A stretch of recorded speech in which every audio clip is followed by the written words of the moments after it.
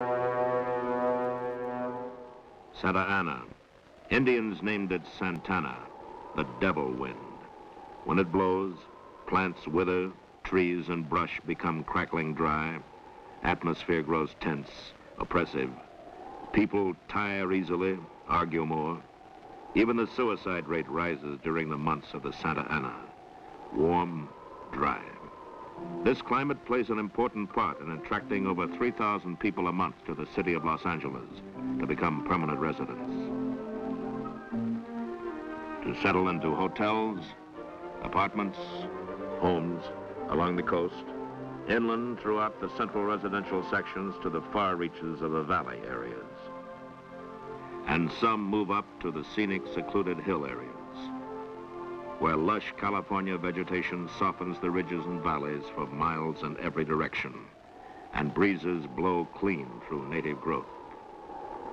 And increasingly strong during the late fall months of the Santa Ana, and dangerously dry when there has been no rain. It is during this unstable period that firemen most fear the potential. The potential of 134 square miles of thick, dry chaparral and oak, all within the city boundaries of Los Angeles, classed by experts as the fastest burning ground cover in the Western Hemisphere. And nestled in that cover, one of the greatest concentrations of high-value homes in America, a serious problem in fire protection under even the best of conditions.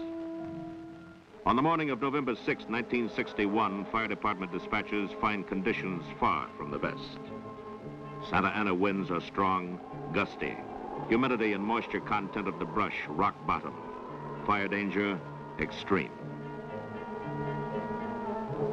At 8:03 a.m., a condition of high hazard is declared throughout the department. Standby companies are moved up to stations near brush areas to strengthen the circle of protection. But even as they move, trouble strikes. At 8:15, an alert of fire is relayed to the officer in command of mountain firefighting units. Mountain Patrol and all units concerned. They reported brush fire in the mountain area, 3600 block Stone Canyon. The division chief responds immediately. Clouds of brush smoke are already visible on the ridge. The chief calls for additional companies. The fire, starting from its point of origin north of Mulholland on Stone Canyon, spreads out along canyon walls in three directions. First arriving units succeed in stopping it on the north, east, and west flanks before it reaches threatened homes. But there is no stopping it on the south. Winds are driving the flames fast and hard toward Mulholland. The chief declares a condition of major emergency. The master plan of defense against a serious brush fire begins. Support from air tankers is requested. 15 additional engine companies roll out. All key personnel are alerted and special mountain firefighting equipment dispatched. Deputy and division chiefs move up to take command of field units as radio messages crackle in. The fire is over the top. It's heading straight down Stone Canyon. Engine 31, 45, 46, and 67 move directly into the fire. Fire has jumped Mulholland at the crest of the Santa Monikas, headed toward Bel Air. To these men, brush fires are routine, but this one is pushing them hard. The flames take a run along the canyon slopes, heading uphill toward the ridges. Firemen with high-pressure hose streams knock the fire down as it tries to make the jump as it did over Mulholland. But in the canyon between, along the wide sweep of fire front traveling unchecked with the wind, there lies the problem. Rough terrain impedes fire crews in meeting the flames head-on. Fire fans out to sweep up canyon walls, threatening residential areas ahead.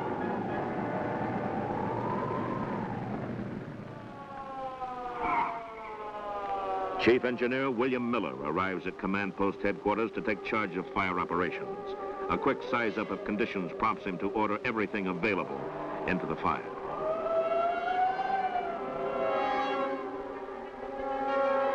Time is vital. Fire is spreading, growing by the minute. Air tankers sweep in.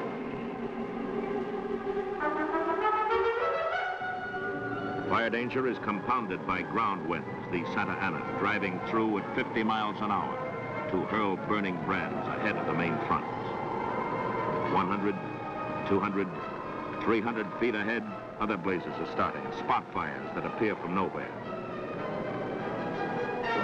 All off-duty firemen are recalled to hold back what may come if the wind plays tricks.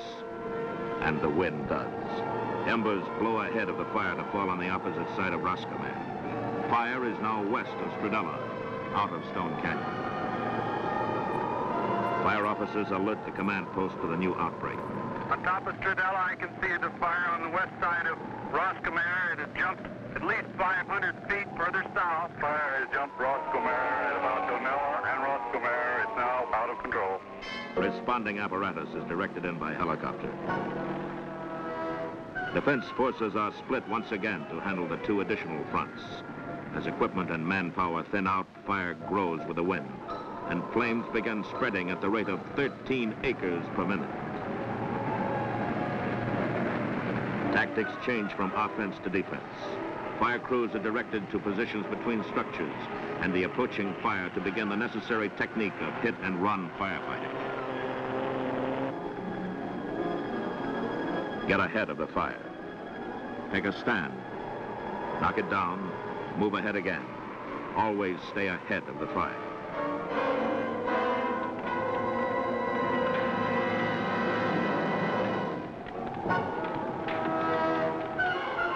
Firemen, almost in the dark, fight to keep flames confined to single homes.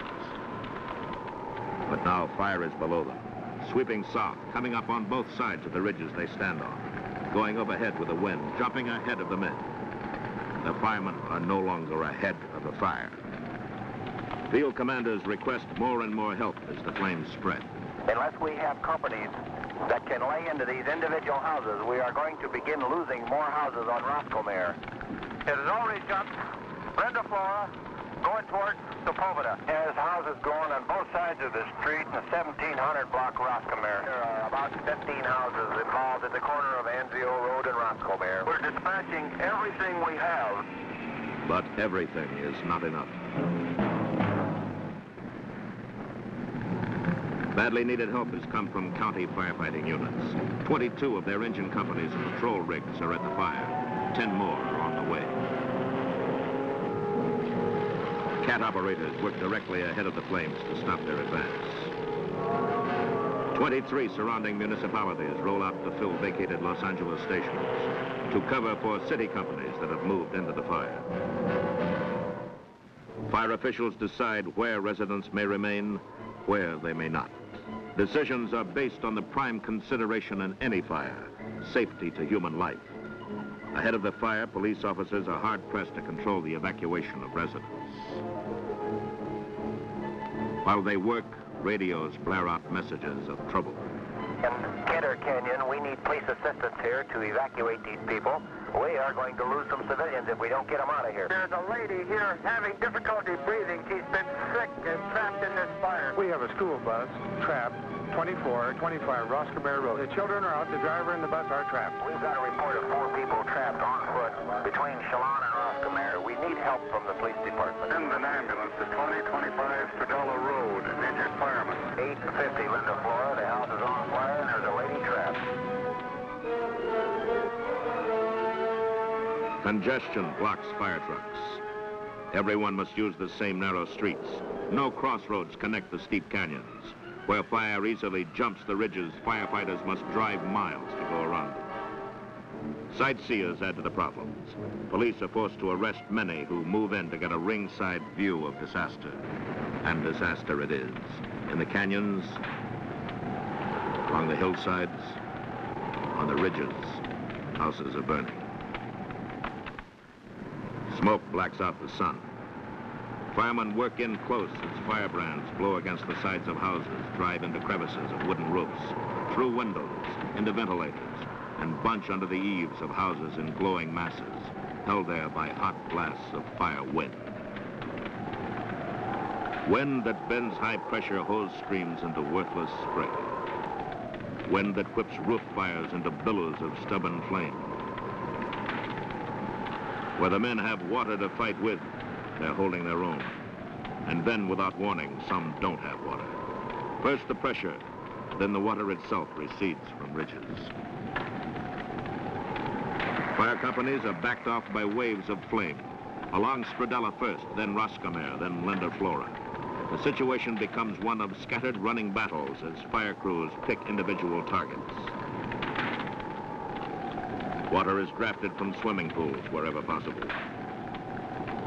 But where water is limited to that in apparatus tanks, homes that are furiously burning must be passed by. Of the hundreds of others threatened or just starting to burn, a difficult choice must be made. Which to fight, which to forfeit.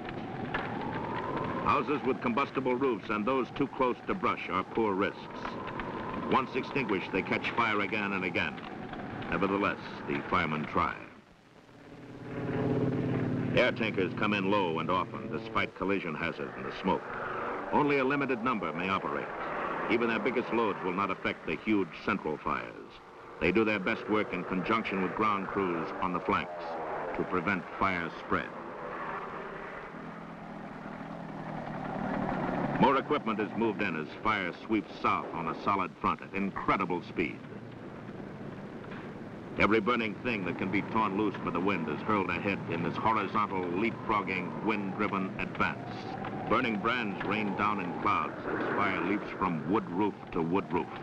Spot fires appear everywhere, spread, fuse together to feed the parent blaze. A blaze which is no longer just a major brush fire, just a group of burning buildings. It is now a full-scale conflagration. On the move, headed for the thickly populated areas of every residential section north and south of Sunset Boulevard. There is one chance. Every piece of firefighting equipment not actively involved in saving structures is being ordered to the area north of Sunset to head off the flames. Homes by the score disintegrate into white-hot embers carried high into the atmosphere by thermal columns of heat. Firestorms boil upward along residential stretches of Linda Flora, Chalon Road, Stradella, Samara, Chantilly. There is no clearly defined fire front. It's as if an enemy force had suddenly launched a paratroop attack behind the lines of defense. Sector chiefs attempt to maintain order where sectors no longer exist. Flames loom up in scores of homes on scores of streets. Firemen fight in smoke-imposed darkness throughout the fire areas. Some have no water, others have. In their concentration on the jobs at hand, none can know that 4 new crises are taking form. 6 miles northwest in a remote area of Santa Ynez Canyon, a second major brush fire has broken loose. Destroyed 9 homes and is racing toward the main fire to eventually blacken 10,000 acres.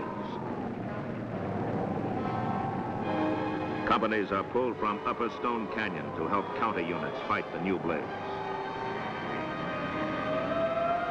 In Benedict Canyon, 1/2 mile east, another brush fire is deliberately set. As ground crews respond, an air tanker is directed in ahead of their arrival to delay the fire's progress. And in Brentwood, a third crisis. 1.5 miles west of furiously burning Bel Air, a completely unexpected phenomenon takes place. Thousands of firebrands are literally dumped from the skies on this heretofore untouched section. In residential areas and hills above, the embers spread. From 60 to 70 fires suddenly blaze up, as if an aerial incendiary attack had been launched. Vitally needed equipment must be pulled from critical areas and diverted to this new front. At the same time, a 4th emergency hits. Clouds of sparks soar high over the new 600-foot San Diego freeway complex to envelop ridges of West Sepulveda Canyon. As fire in the space of a few minutes leaps the largest man-made firebreak in the city. Controlling this host of new fires seems hopeless. Everything possible is being thrown into the path of a conflagration that will not stop. The county, civil defense, and neighboring municipalities are taxing their own fire defense to the utmost in this fight against time and a 20-mile perimeter of sweeping flame. Men do not know where the fire stops or where it begins, or how far it will go, or how much longer. Moraga, Cantor Canyon, Bundy, Tiger Tail. Too many streets, too many homes, too many fires for only 3,000 men to fight. And to these men, the whole thing seems unreal. This is the heat that will not cool, water that will not quench, wind that will not stop. This is a fire that simply will not be whipped. And then in late afternoon, they get their first break. The Santa Ana diminishes. The racing fire slows to a run. And those still left in the burn area get a look at the path it has traveled.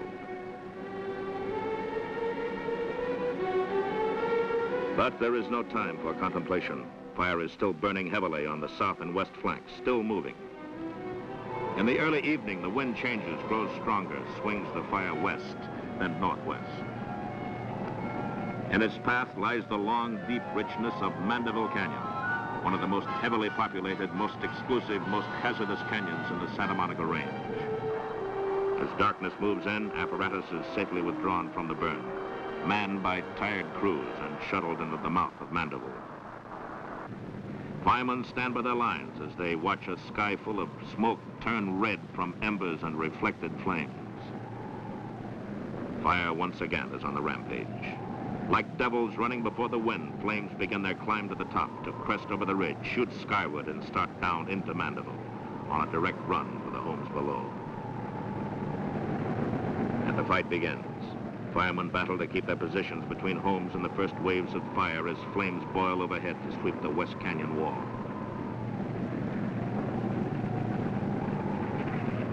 Within minutes, the canyon is smothered in a maelstrom of smoke, cinders, and fire. And below, as more equipment moves in, firefighters again take beatings in their stand between homes and fire. Paint blisters, hose lines char, fire coats are scorched and endurance tested, but the lines hold, and the men hold, and the homes still stand after flames have blackened the canyon walls. As the fire swings northward in a dying night wind, a great concentration of ground forces moves against its line of advance. And the city's most disastrous fire is finally beaten down to slow, smoldering containment.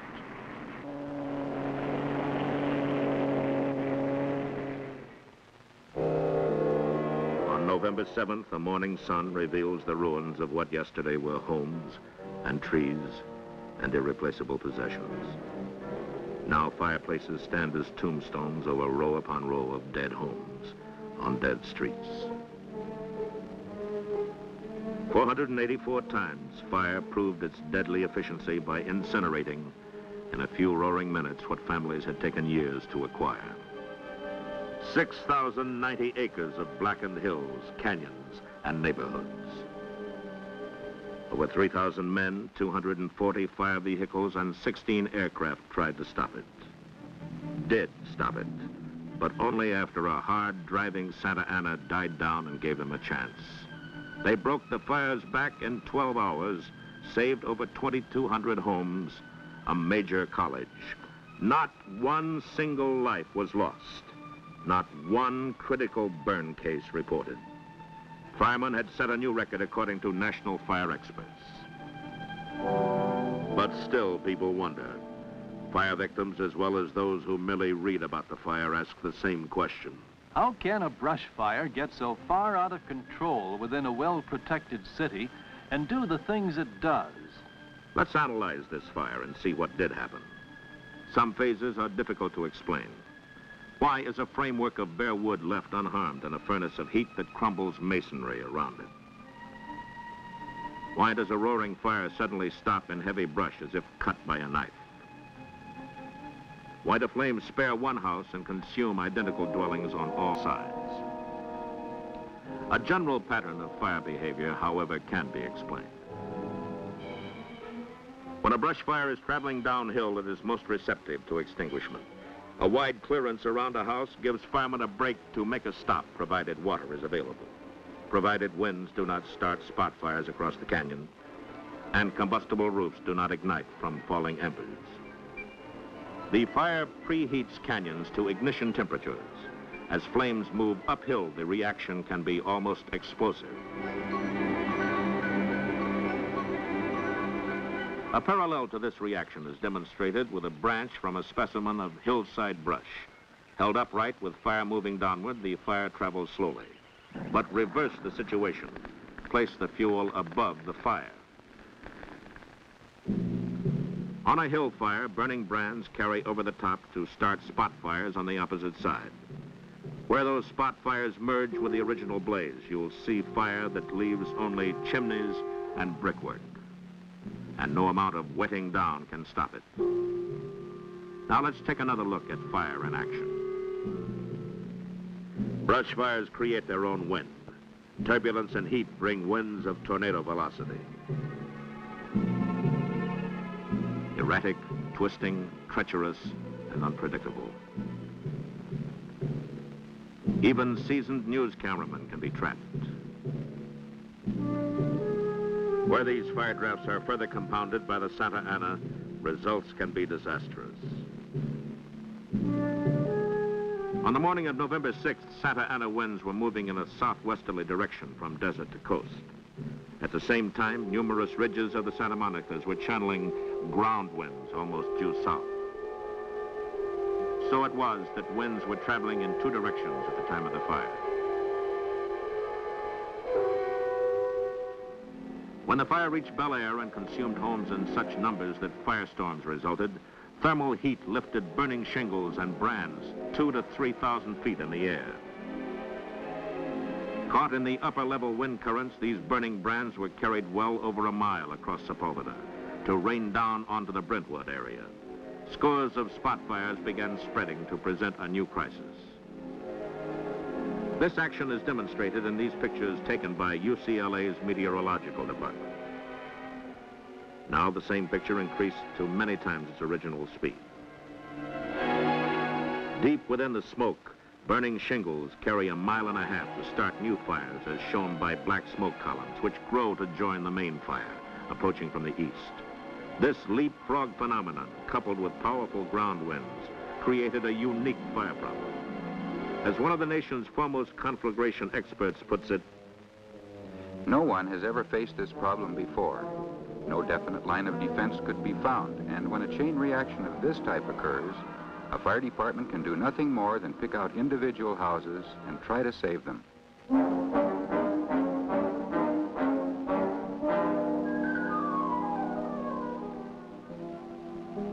But even in such attempts to save individual homes, firemen are further thwarted by the loss of water.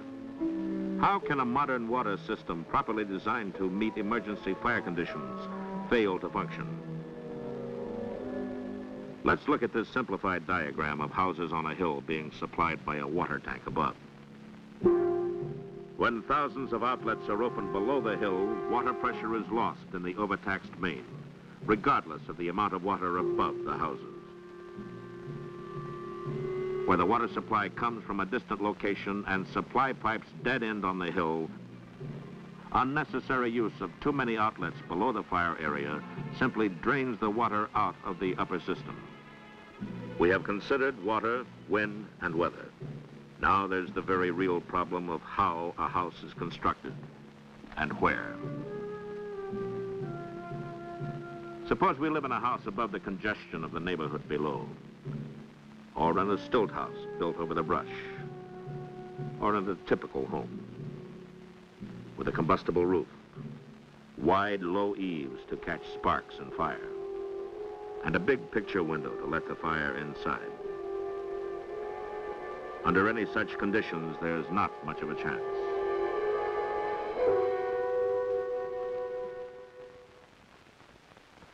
In 1959, experts from the National Fire Protection Association surveyed portions of Los Angeles. They found a mountain range within the city, combustible roofed houses closely spaced in brush-covered canyons and ridges, serviced by narrow roads. They called it a design for disaster. They predicted the Bel Air fire, plus others which are sure to come, unless citizens and city officials work together on a definite plan of fire defense. The prediction was nothing new to firemen. They have their own ideas about people who don't like water pumping stations or fire stations in their neighborhood because they feel that they're unsightly, or homeowners